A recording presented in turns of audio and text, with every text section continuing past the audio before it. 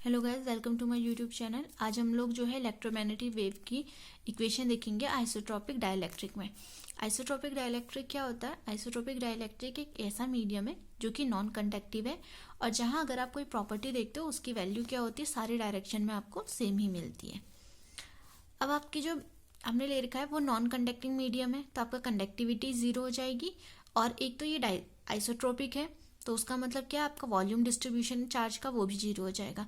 तो आप जब ये दोनों वैल्यू आप क्या करते हैं, मैक्सवेल इक्वेशंस में रखते हैं, तो आपको चारों मैक्सवेल इक्वेशन कुछ इस फॉर्म में मिलती है। मैंने उनको क्या दे दिया, ABCD करके इक्वेशन दे दी है। तो ये जो है आपकी इस वाली इक्वेशन लीजिए, इसका आप कर्ल ले लीजिए। सी वाली इक्वेशन का आपने कर्ल लिया, क्या मिला, curl of E is equal to minus del curl of del B over del t. Curl of E कुछ इस तरीके से खुल सकता है, del dot E minus del square E। ये फॉर्मूला कई बार यूज हो चुका है पहले। उसके बाद आपने यहाँ पे क्या करा है, E जो है फॉर्मूला होता है D is equal to epsilon E। आपने क्या रखना है यहाँ पे, डेल, यहाँ पे 1 ओवर एप्साइलेंट आ गया, डेल डॉट D की वैल्यू क्या है, ऊपर से जीरो है तो ये जीरो हो गई आपका, माइनस डेल स्क्वायर E। ये तो हो गई आपकी लेफ्ट हैंड साइड की बात। इधर राइट हैंड साइड में देखिए मैंने क्या करा है, डेल ओवर डेल टी बाहर आ गया, डेल क्रॉस म्यू एच हो गया, क्योंकि बी की वैल्यू क्या होती है, वो होती है म्यू एच। म्यू नॉट हमने यहाँ पे, ये म्यू नॉट नहीं है क्योंकि ये क्या है, फ्री स्पेस के लिए नहीं है, ये कोई एक मीडियम है उसके लिए है, तो यहाँ पे म्यू नॉट की जगह सिंपल आप क्या लेंगे, म्यू लेंगे। आपका म्यू बाहर आ गया, डेल ओवर डेल टी, यहाँ पे क्या है, डेल क्रॉस एच आएगा, डेल क्रॉस एच की वैल्यू क्या है, del D over del t, और डी की वैल्यू क्या है, एप्साइलेंट ई। तो आपका एप्साइलेंट बाहर आ गया, del E over del T हो गया। टोटल आपको क्या मिला, minus mu epsilon del two E over del T two. तो आपको क्या मिला, del two E is minus mu naught epsilon del two E over del T two is equal to zero. ये इक्वेशन नंबर 1 हो गई। Same आपने यहाँ पे ऐसे डी के संग करना है, इसका कर्ल लोगे, कर्ल लेने के बाद जब आप इसे सॉल्व करोगे तो आपको इक्वेशन सेम इसी तरीके से मिलेंगी। जो इक्वेशन नंबर 1 और इक्वेशन नंबर 2 है, ये क्या दिखा रही है कि आपकी जो E और H जो ये वेव है, ये वेव फॉर्म में चली, जैसे E और H जो आपके वेक्टर्स हैं, ये क्या कर रहे हैं, एक वेव फॉर्म में आगे को बढ़ रहे हैं। इक्वेशन 1 और 2 क्या थी आपकी, वेव इक्वेशन थी E के लिए और H के लिए। आपने इन दोनों इक्वेशनों को क्या करा, जनरल वेव इक्वेशन से कंपेयर करा। जनरल वेव इक्वेशन आपकी ये होती है, आपको क्या मिला, 1 over v square is equal to mu epsilon.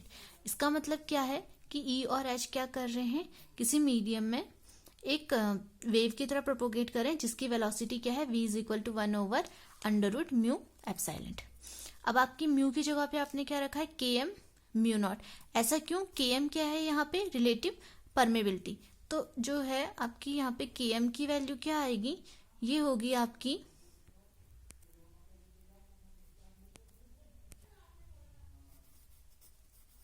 इस तरीके से। सेम ऐसी ke की वैल्यू भी होगी, ये आपका आ गया ke और km आपने यहाँ पे बता दिया कि ये है।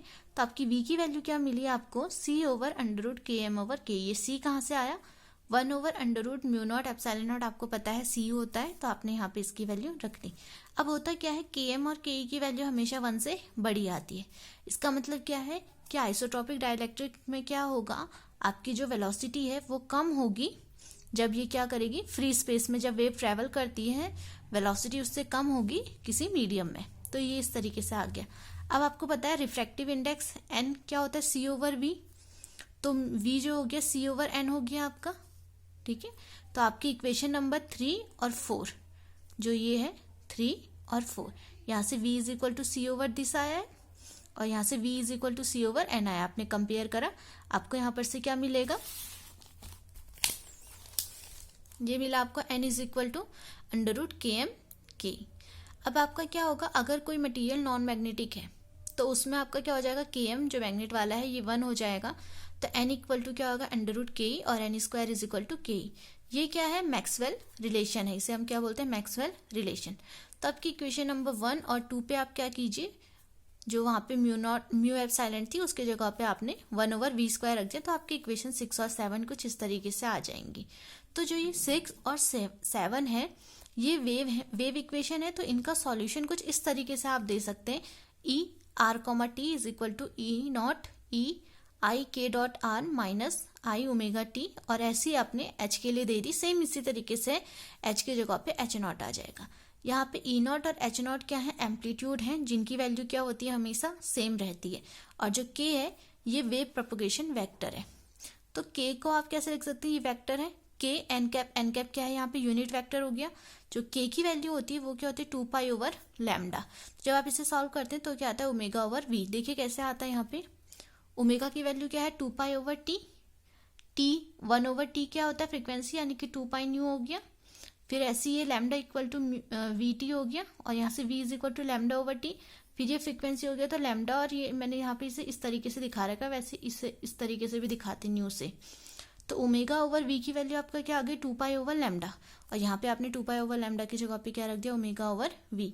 वी क्या था, इस तरीके से था 1 over under root mu epsilon, तो यहाँ पे 1 ओवर वी क्या हो गया, omega under root mu epsilon. और ये एन तो यूनिट वेक्टर चल ही रहा है, एन क्या है आपका, unit vector in direction of wave propagation. ये बात हो गई हमारी किसी आइसोट्रॉपिक डाइलेक्ट्रिक में प्लेन वेव इक्वेशन की। नेक्स्ट वीडियो में मिलते हैं आपसे नेक्स्ट टॉपिक के संग। तब तक के लिए टेक केयर, गुड बाय।